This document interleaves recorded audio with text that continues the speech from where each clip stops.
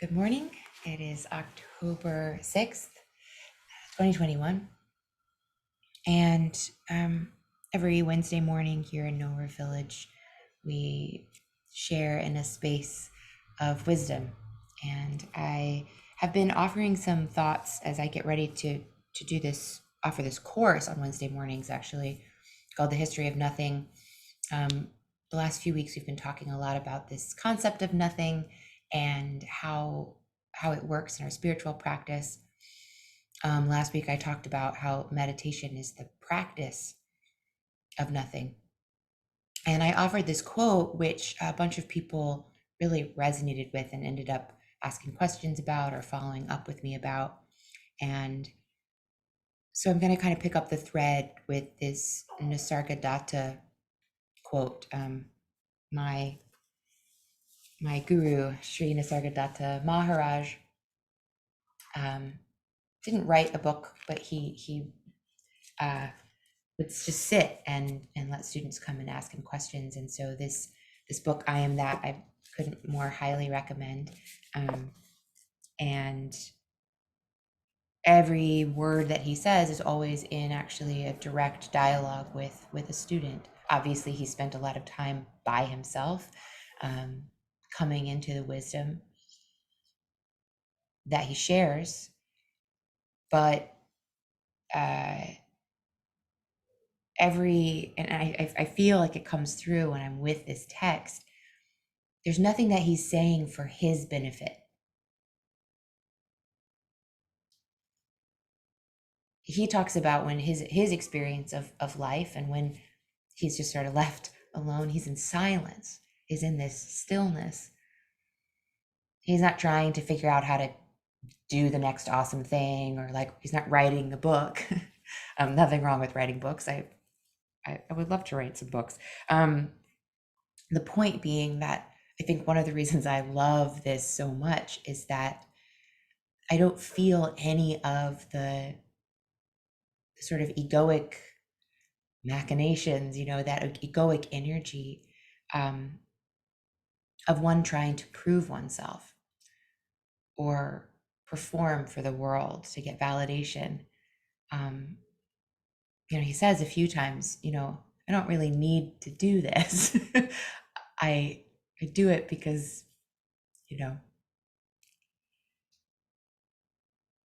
because I can and because it's helpful. But the real guru doesn't need the student because they're not addicted to the validation of that. They're not addicted to their identity of being the teacher. And what he tells the students all the time is, you're the same as me. You also don't need. Ultimately, you'll find you don't need this. Right now, it's medicine for you. And right now it's opening doors. It's planting seeds that grow into something beautiful. But then you'll ultimately find that that seed is life in your life, and it was part of you all along. And this quote that I'm about to share is about relationships. Relationships in their purest form. My dog's stomach is growling back here.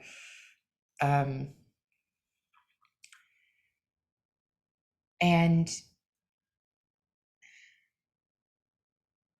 as I'm gearing up to teach this History of Nothing course, and thinking about the importance of the concept of nothing in any really genuine spiritual tradition, I keep coming back to this sense that without an ability to practice nothing, or to experience non-attachment, to experience the unknown, to experience the aspects of ourselves that are not in charge, that are not in control, that are not winning in that way, to experience the aspect of oneself that is nothing, is actually essential for real healthy relationships of real equality and respect. And so here's the quote. I gave this last week, and here I am giving it again. And for those of you who have already soaked it in, you might be able to feel it or hear it on a deeper level this week. Look, my thumb touches my forefinger. Both touch and are touched. When my attention is on the thumb is the feeler, and the forefinger, the self. Shift the focus of attention, and the relationship is reversed. And so we'll pause there and just kind of do this for yourself, right? You are made up of many parts. Are you your mind? Are you your body? Are you your thumb or your forefinger? If you choose, you make this conscious choice to, for this exercise, identify as the thumb. This is me. Right? It's the center of who I am. And oh, I can feel the forefinger. And like, let yourself be the thumb feeling the forefinger.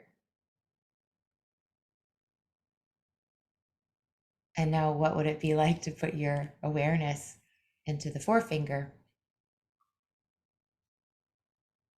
A forefinger that gets to touch a thumb. Not nice, you know? And that relationship is happening right there in that space in between. And it's our choice here, which part of ourself we identify as at that moment, that we call the subject, the feeler.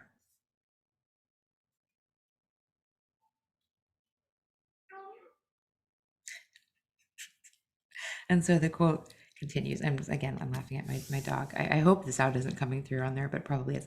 All right.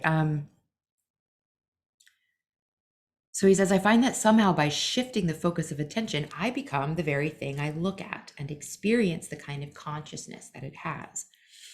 I become the inner witness of the thing. The inner witness of the thing.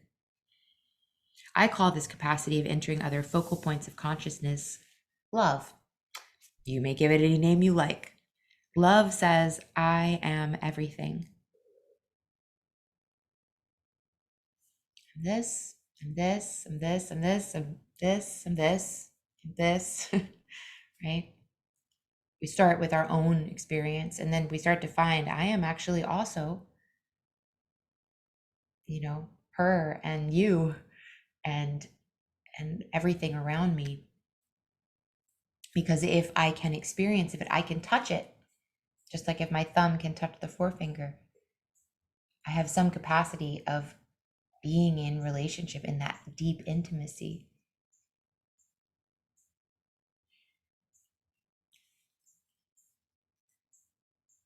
Love says, I am everything. Wisdom says, I am nothing. Between the two, my life flows. Since at any point of time and space, I can be both the subject and the object of experience, I express it by saying that I am both and neither and beyond both. Okay. So this nothing, the ability to be everything relies on the ability to be nothing.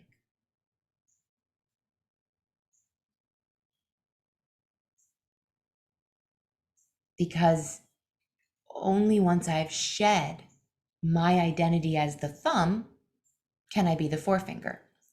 Only once I have let go of, even if it's just for a temporary amount of time, let go of my identity of being Aaron, all the ideas that goes with for me, wherever I am in my life, can I really be with Vida, my dog? Right? There are moments where if I want real intimacy, I can't just keep carrying around the story, then I get stuck. And we've talked about this in previous Wednesday mornings. When we're suffering, it's because we are stuck on an identity. It's because we're stuck in some story. And,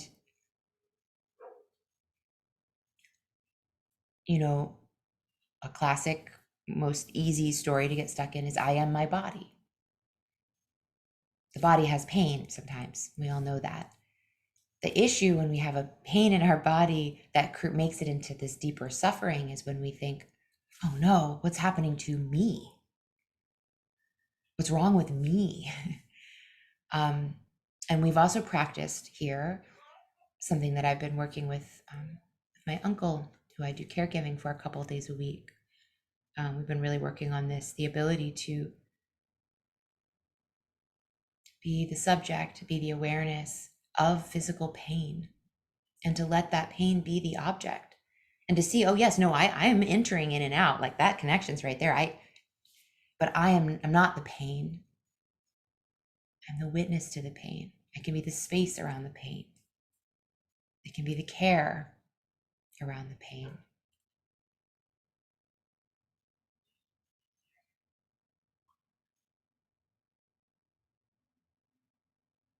And so discovering this,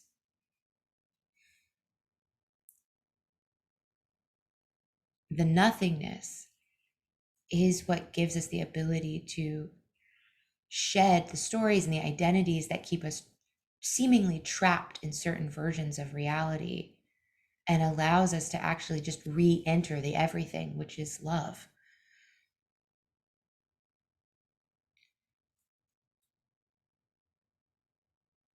And this points to just countless other teachings that I've offered up here and that we've studied together,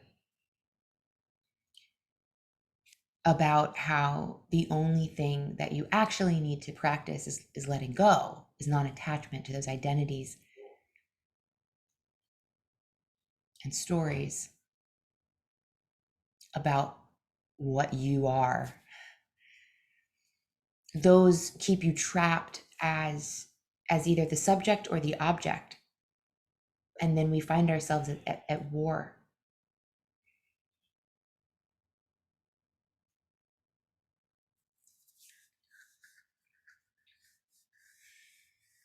So wisdom says, I am nothing.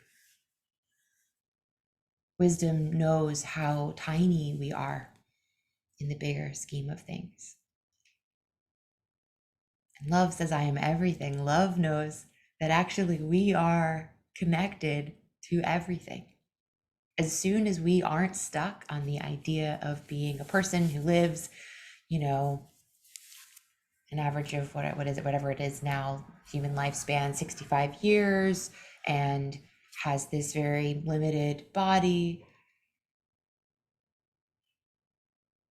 Once we, and then we spend that whole 65 years or plus, if we're lucky, or less, in other cases, we spend that whole time trying to manifest these stories of our mind and try to make the outer reality and the world we live in match our stories and our identities. And we get really frustrated when the world doesn't comply. But as soon as we're able to be nothing, even just for a moment, where do we fall back into? We fall back into the everything, into reality. The meditation that I guided right before this was all about that.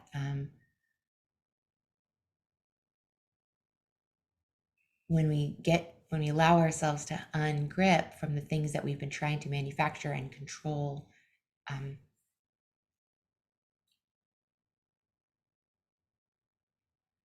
where we land is love. Where we arrive is wisdom. And it's all happening, as we talked about in the meditation. I kept using this phrase, direct experience. Because you can just return at any moment during your day to your direct experience. Then you have this opportunity to be the nothing again, to be just awareness, not your body, not your mind, not your personality, not your bank account, not all this other stuff that we worry about.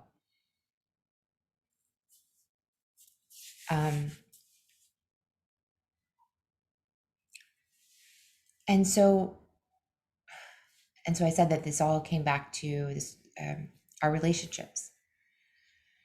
And to practice meditation, to practice nothing, is to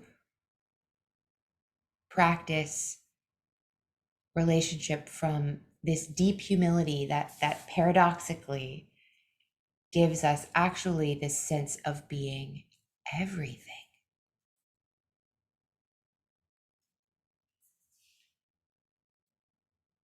And real love and real compassion and real kindness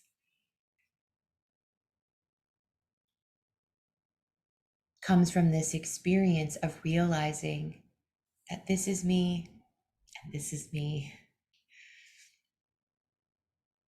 The world we live in, it's like there's so much delusion of separateness.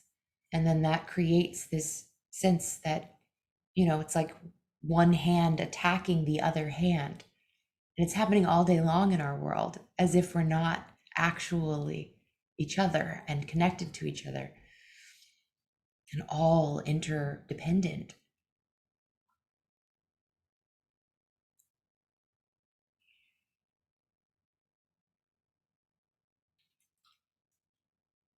And what happens with this major avidya, this maha avidya in Sanskrit means a false story that we're hooked in. This major avidya of I am separate inevitably then leads to a sense of I am superior or I am inferior. I am separate from God. And God's up there in the sky, looking down and judging me and rewarding me and punishing me depending on how good I am. What is that? That means that what you've done is just now you have put onto a pedestal, you've made above you an aspect of you, the ultimate witness, the ultimate judge, the ultimate awareness, the ultimate goodness. You have taken it, you made somebody else, something else, which is actually just your own idea, because if it's an idea that's in your mind, you have taken an idea and then given it this authority to actually be the real subject of life, while you are an object, seen and I don't know, marionetted around or whatever. And then we put others below us. And when we are in this when we're in this idea of separateness, when I think and when we're in this idea of hierarchy, of there being better and worse and rewards and punishment, and your reward is you could climb up that ladder and you could get a little closer to God. You could be one of those very few people on earth that are actually close to God, or close to, the ultimate power. You could be one of the few billionaires, right? Or in previous times, one of the very few members of royalty, or the priestly class in certain places, right? The special ones. And you then keep reinforcing this sense that I am superior to those below me, but you are always inferior to something. This creates this version of reality that inevitably leads to disrespect, inequality, war, greed,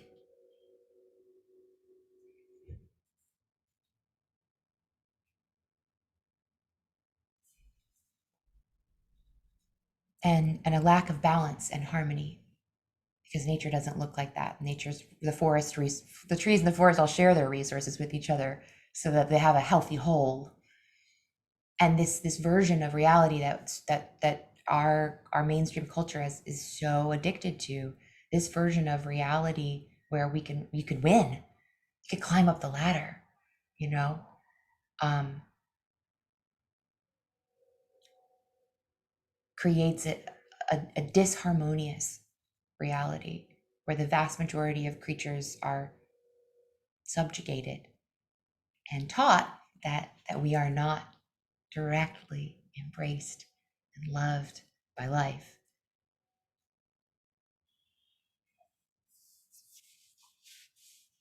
And in that reality, so I'm going to go right for like our personal relationships and try to drive this home right now. Okay. So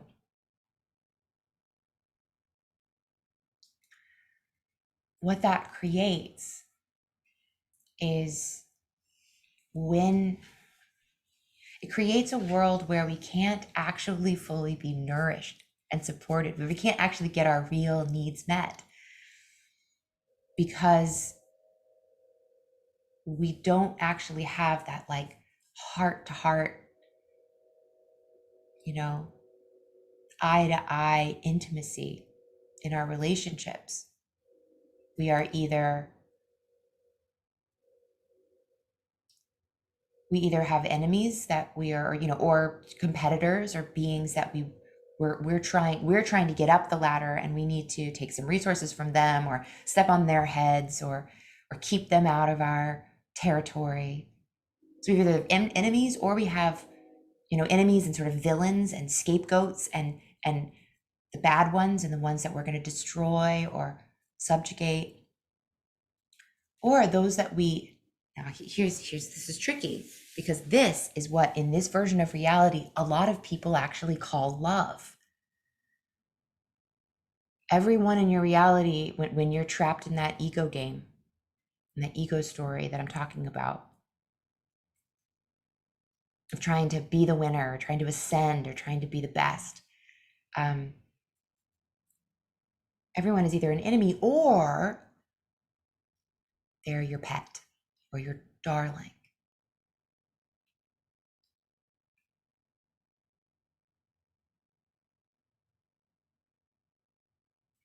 which we think of as love, right? So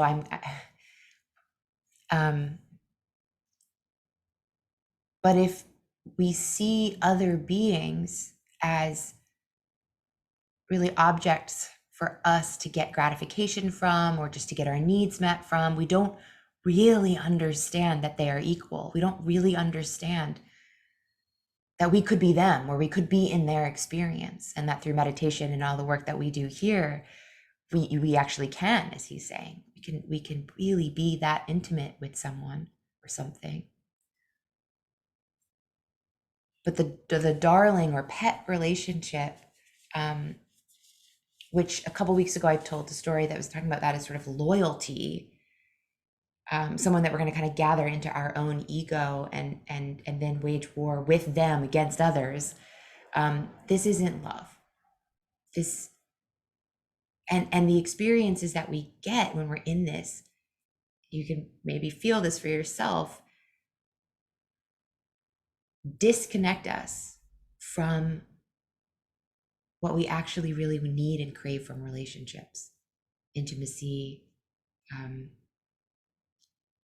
surprise, letting someone surprise us, right? If we can be totally in control, and we've vanquished our enemies, and we've gathered all of our little pets and darlings that we want to have around,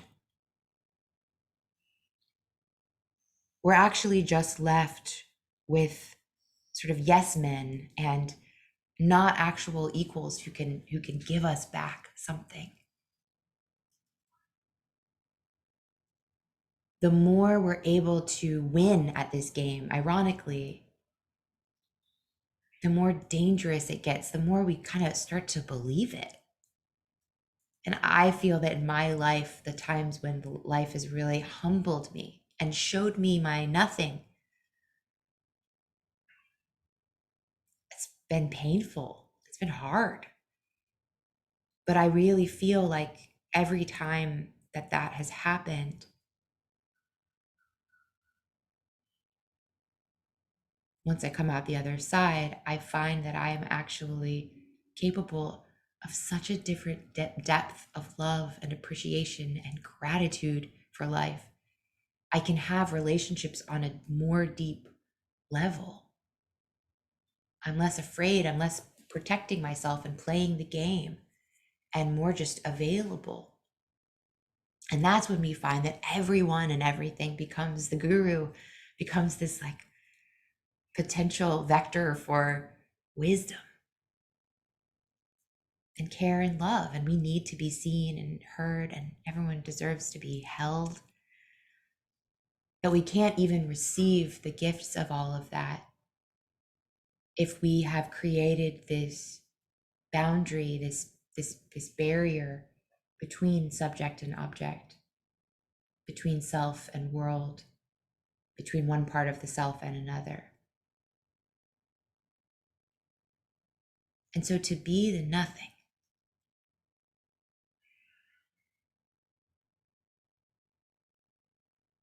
is to be available for love, to be available for this direct, intimate experience of life that we all seek so much. Another Nisargadatta quote goes something along the lines of, you have created separateness and now you are desperate for wholeness. All you got to do is stop creating the separateness. All you got to do is stop, notice when you're suffering and see if you can ungrasp from those identities and stories and just be with what is. The aspect of you that is just being with what is, we could call nothing. We could call consciousness, right? The part of you that is the most invisible, subtle, versatile, available, and the least attached. I invite questions and comments. And good. I hear some people are enjoying this and getting something out of it. That's great. And if you're watching the video, please, post your questions or comments below the video. And I'll include, as always, a little link to this quote that I've been referencing for this whole talk. I'm going to go ahead and turn this off for now. If any really interesting questions come in, I might turn the video back on, or they'll all be interesting. Don't think that I'm judging your question as uninteresting if I don't turn the video on. If I come up with an answer that I think is interesting enough to share, I might turn the video back on. But I'm going to go ahead and stop this for now. And thank you so much for listening.